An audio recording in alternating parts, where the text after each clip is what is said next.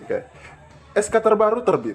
Syarat honorer diangkat jadi PNS. Nah, ternyata PNS, rekan-rekannya, PNS 2023 wajib punya SK tahun berikut. Nah, ini informasinya masih di bulan Januari ini ya, jadi masih sangat baru, yaitu 2023.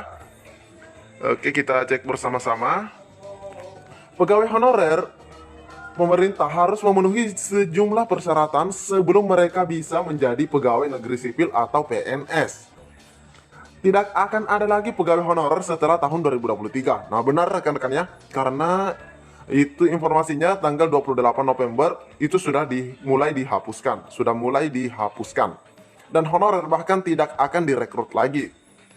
Selain itu, pegawai honorer yang memenuhi kriteria tertentu dapat beralih dari honorer menjadi PNS.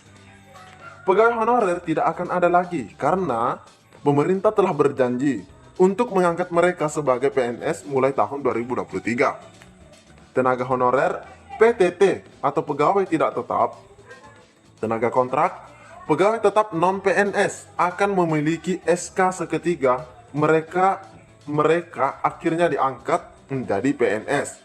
Jadi mereka ini seketika ya, ketika mereka memiliki SK ya. Salah satu syarat tenaga honorer dan tenaga kerja lainnya yang ingin diangkat menjadi PNS berdasarkan rancangan undang-undang ASN adalah memiliki SK. Artinya rekan-rekan tersebut yaitu pernah mengabdi yang dibuktikan dengan surat keputusan alias SK. Nah, itu ya singkatnya. Karena undang-undang ASN memiliki ketentuan bagi tenaga honorer yang dapat diangkat menjadi PNS secara langsung tanpa tes. Nah, itu informasi yang kemarin rekan-rekannya, yaitu di verifikasi dan validasi data. Oke, kita cek lebih lanjut. Maka keberadaan rancangan undang-undang ini dapat dipandang sebagai hadiah bagi tenaga honorer. Lantas, untuk apa? Untuk dapat diangkat menjadi PNS, berapa lama SK harus ada bagi tenaga honorer? Nah, ini tanda tanya bagi semua rekan-rekan juga pastinya. Pegawai tidak tetap, tenaga kontrak, dan pegawai tetap non-PNS. Untuk mengetahui lebih lanjut, silahkan simak pembahasan artikel berikut ini mengenai ketentuan rancangan Undang-Undang ASN tentang pengangkatan tenaga honorer menjadi pegawai negeri. Dalam daftar Rancangan Undang-Undang Prolegnas Prioritas tahun 2023 adalah RUU ASN itu sendiri ada 38 langkah tambahan dalam daftar tersebut selain rancangan Undang-Undang ASN.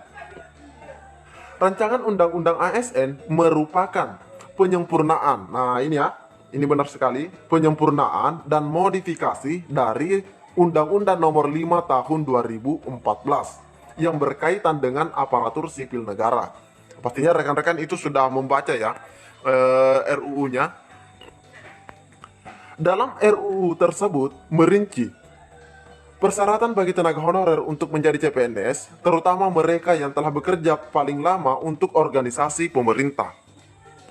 Tenaga honorer, pegawai tidak tetap, pegawai kontrak, pegawai tetap non-PNS, semuanya dapat langsung diangkat menjadi PNS. Hal tersebut berdasarkan ketentuan pasal 131A RUU ASN. Jika mereka bekerja secara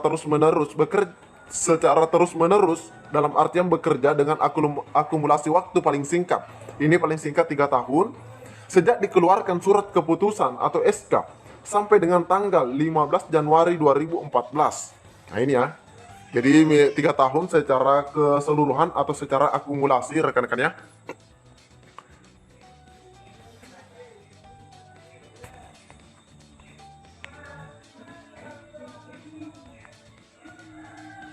Selanjutnya, juga belum mencapai batas usia pensiun yang dijelaskan dalam pasal 90 Undang-Undang ASN. Pegawai honorer harus berusia minimal sebagai berikut untuk menjadi pegawai negeri sipil atau PNS. Nah, ini usianya rekan-rekan ya. Masa kerja minimal 20 tahun secara terus-menerus dan usia maksimal 46 tahun. Memiliki masa kerja 10-20 tahun secara terus-menerus dan usia maksimal 46 tahun. Usia minimum 40 tahun dan masa kerja terus-menerus selama 5 hingga 10 tahun.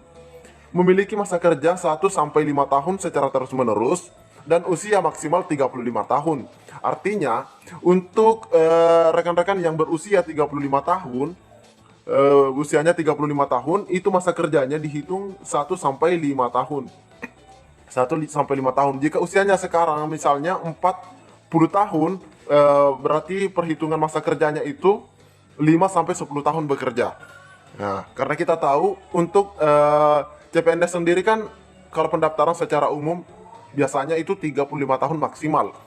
Lewat dari itu masuk P3K.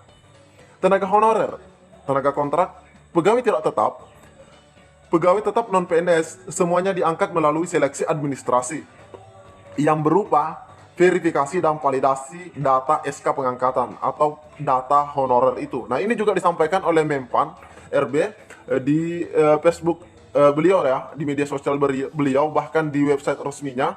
Ini akan dilakukan verifikasi dan validasi. Personil yang diangkat sebagai PNS juga diprioritaskan bagi mereka yang bekerja di sektor fungsional, administrasi, dan pelayanan publik. Nah, seperti itu rekan-rekan ya. Kesehatan, pendidikan, penelitian, dan pertanian adalah beberapa bidang tersebut. Nah, ini disampaikan dalam perubahan RU tersebut. Ketika honorer telah menjadi PNS, pemerintah juga akan mempertimbangkan tunjangan, gaji, dan sertifikat pendidikan terakhir pada para kandidat. Pegawai honorer, pegawai tidak tetap, pegawai kontrak, dan pegawai tetap non-PNS yang memenuhi persyaratan akan diangkat menjadi PNS 6 bulan setelah RUU ASN disetujui dan paling lama 3 tahun setelahnya sesuai dengan pasal 135A. Nah, itu ketika RUU tersebut sudah disahkan ya, rekan-rekan.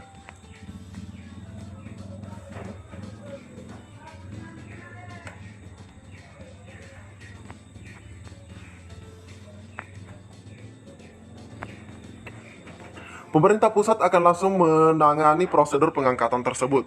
Orang-orang yang disebutkan di atas dapat mengajukan surat pernyataan tidak setuju jika mereka tidak ingin atau keberatan menjadi pegawai negeri. Sepertinya itu hal yang mustahil ya. Surat pernyataan yang dimaksud dapat berisi pernyataan ketidaktarikan seseorang untuk diangkat sebagai pegawai negeri atau PNS. Demikian informasi terkait usia honorer yang bisa diangkat menjadi PNS. Semoga membantu. Nah, ini adalah informasi yang dapat admin bagikan di video kali ini. Buat rekan-rekan semua, lebih dan kurangnya mohon dimaafkan. Assalamualaikum warahmatullahi wabarakatuh.